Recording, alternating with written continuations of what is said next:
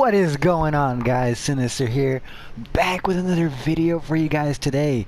And I would like to say before I do start this video, I apologize for not having videos out recently. I have been dealing with some stuff, and you know, I've been having a lot of trouble with my recording stuff. I've made several videos, especially when this day came out. I'm gonna tell you guys, when this day came out, I made a video all happy thinking it was gonna be alright, and the video turned out choppy. So, you know, that really disappointed me. I'm sorry that I wasn't able to get that out to you guys, but I was just tired and I couldn't get to another video. But hopefully I'll be able to continue this strand of daily content for you guys. But yeah, so guys, this is my reviews and thoughts so far, pros, the cons of Need for Speed, and everything we get with Need for Speed. I'm talking customization, gameplay as you're seeing here, and just, you know, my overall thoughts of the actual game. Now, one thing that I'm gonna say immediately, as you're already seeing it, you get called non-stop, bombarded with people calling you from the story mode, trying to get you to do their things. Now, just like a lot of people would not want an overly attracted girlfriend, I don't want these people calling me up every 2 minutes or 30 seconds as it is, you know. Secondly, besides the people calling you every 2 minutes, 30 seconds or 5 seconds, whatever it may be, depending on how much missions you're doing, etc, etc.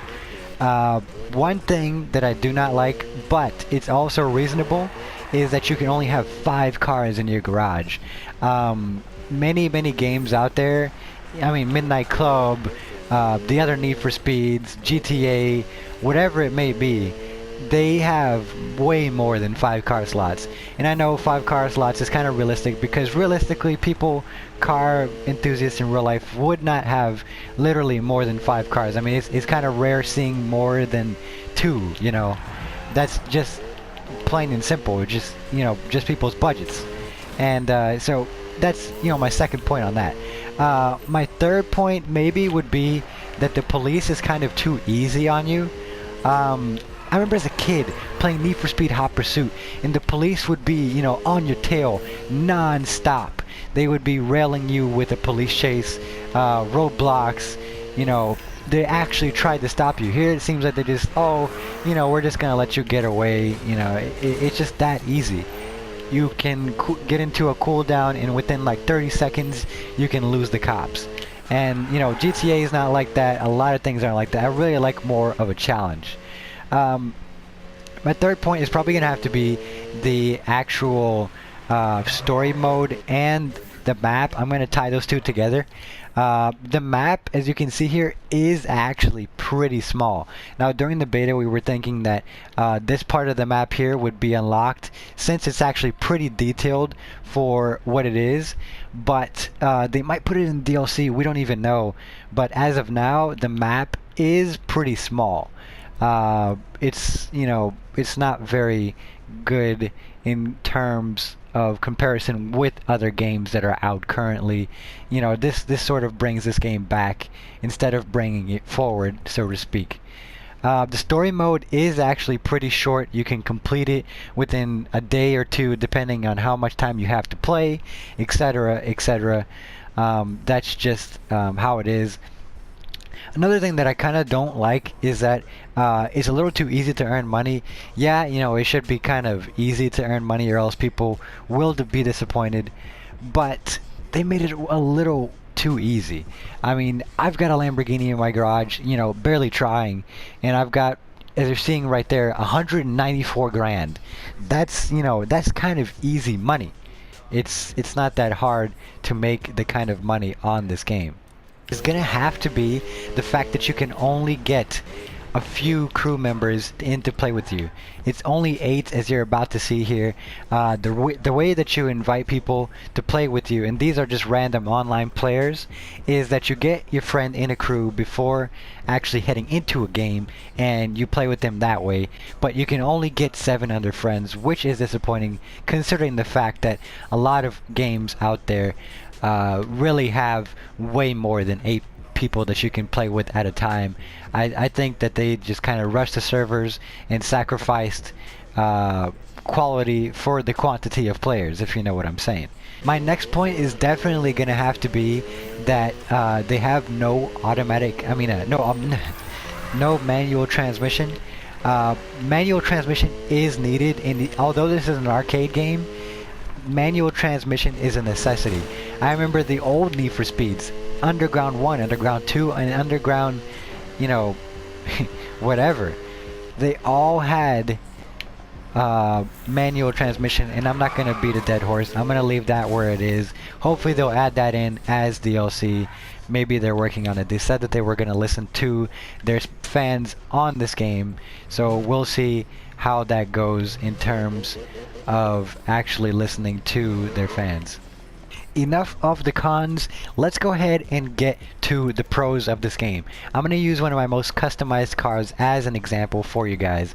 Now, this is my Miata MX-5. I'm going to go ahead and just show you guys what I've done to this car. I mean, we've got bumpers, we can add a diffuser if we want. Of course, they're limited with the bumpers. You can change the lights, you can change the spoiler, the trunk lid, you know, with certain limitations and variations. You can put decals on the windshield, you can change the sound system, exhausts. You can literally put all different types of exhausts, different wheels on the front and back, which you have not seen on pretty much any other game. I don't know of any game that I've seen that actually supports this type of customization so far as Need for Speed does. You can literally do whatever you want, make what kind of bronze color you want with the actual color system they have. You know, obviously the front bumpers, the hoods that you can put on, and obviously the body kits. This is a hardtop. I cannot take this off unless I scrap every part on the car, and I wouldn't exactly want to do that. I mean, front lights, basically everything that you can imagine, even down to stancing your car. Now that's pretty amazing considering that other games really don't give you this much freedom at all. So that's really something to consider. Now let's head over to the paint and wrap section where I will show you guys some more stuff. Now in the paint and racks, in the decal session, you can literally do whatever you want. You see, you can put stickers on the back, you can put on the right side, you can make literally what endless possibilities contain in your mind. You can put decals on the windshield. What other game lets you put decals on the windshield?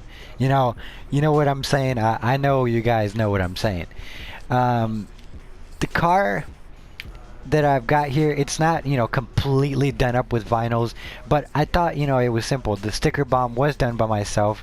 I just chose whatever I thought was interesting and just put them all on the fender and sort of made them look nice as I did so, to make sort of like a drift build style car.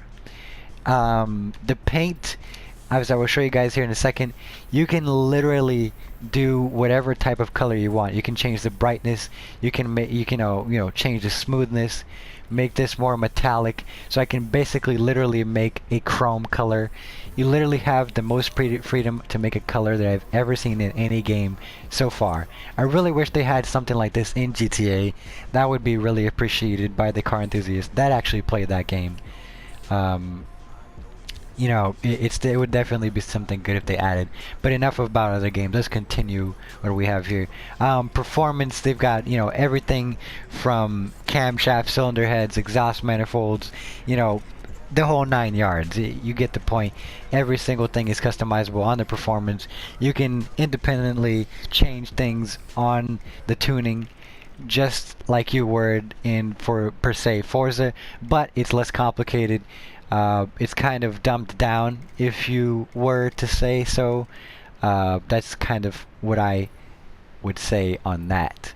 Points, guys, is going to be that the game has impeccable graphics. They've really set the bar for the graphics on the deal with this game. You know, you don't see too many games with the graphics like this. It's just really incredible. The visuals are stunning. They're action-packed, just like they should be in an arcade-style game. the actual physics when it comes down to handling, they're not realistic, but it's an arcade game. They're not meant to be realistic. It's meant for you to have fun. And honestly, people are gonna get bored of this game pretty quickly if they just sit here and play the campaign like some people do. If you don't have friends and you don't play with friends, it's not going to be a fun game. You're going to get bored of it pretty quickly. And some of the things that limit you in this game, like the manual transmission and things like that, they would bore me after a certain time maybe. But you know, when it comes down to relaxing or having fun for a little bit, you know, it's a game that I would still like to just sit around and just play for a while, you know? The physics aren't exactly real. Like, watch, if I do this, you can't do that in real life. You try to do that in real life, see how you end up, you know, see if you can actually accomplish that. You know, it's not how it works. The handbrake is not that touchy. It's just my take on the game and what I think should have been better, you know. The game, I would give it probably a 7 or 8 out of 10, just because of the fact that like I said, it's limited, no manual transmission, and the other cons that I gave to you guys before. You know, it's up to you guys now. You know, it's up to personal preference whether or not you would really enjoy this game and actually want to buy it if you haven't already. This is Sinister. I appreciate your audience. You guys can follow me on Instagram and Twitter, which will be linked as usual in the description. You can also follow me on Twitch to follow my occasional live streams. I appreciate your audience. This is Sinister. I'm out.